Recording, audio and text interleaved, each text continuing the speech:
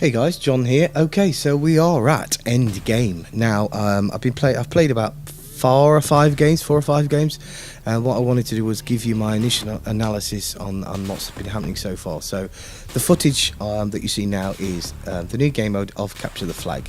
I think this is on the pipeline. No, sorry, this is Operation Riverside.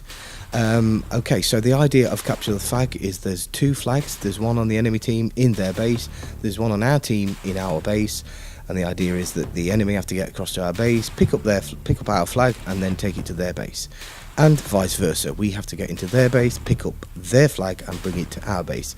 So as you can see, it's quite not an easy thing to do. There's a lot of different tactics. It's going to take some time for everybody else to work out the tactics, but one thing I've found is a lot of people go engineer. They drop down mines everywhere, so when you got on the dirt bikes, you want to go over the ramps, you want to get in a tank, all you're doing is driving over mines. And another tactic that I find is campers. Now, campers, wonderful, eh? I hear you say. But what happens is you get campers in their base as well, defending the flag, so they've got to stop you dropping it off. And then there's also snipers that sit in our base, right near on our base, right on our spawn. You can actually see people spawning, the enemy spawn, directly in front of you.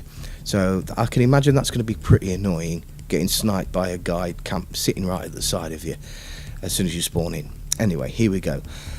So we'll see what happens. I mean, as you can see, a bit of bike footage at the moment. I think that's me just riding a bike around. I'm so pleased I didn't just drive into an enemy mine for a change. But yeah, it can be quite frustrating. You get lots of tanks. You get tanks. You get the MBTs. You get the choppers. There's this other new vehicle as well, which spots. I think it spots vehicles. I've got the A91 with the suppressor on here because it's so important to have a suppressor, because there's so much teamwork on this. Apart from my team, nobody's playing with me at all. Another thing to note is that the choppers are near enough completely unopposed. Not many people are working on them. You can see I'm trying to work on one there, and they can very easily steal your chopper as well. They can get into your base. They're not out of bounds in your base. They're not out of bounds near your chopper, and they can very easily get your chopper and just fly it away, no problem at all.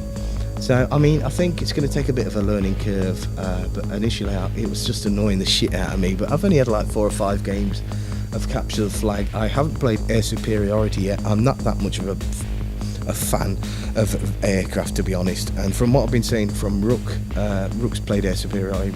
Rook gets a nice, there we go, triple small kill there. Well done, Rook.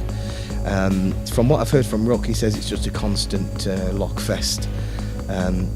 He's just getting locking on every 5 seconds, and as far as I'm aware, with Air Superiority, you spawn in a jet and you can't bail out of it. So if you're gonna get killed, you're gonna get killed. You can't bail out, you can't javelin, you can't snipe. It's just jets.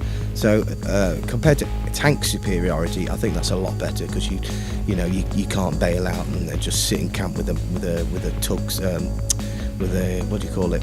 Those things that spot, yeah, sure, yeah, you know what I mean. But I'm not even going to edit this. I'm just going to bang it on straight as is. So that's my take on this, guys. Yeah, I just got sniped by a guy there. Yeah, by a guy sniping, so camping. So it can get annoying. As I say, I think it's going to be a big learning curve to see what happens.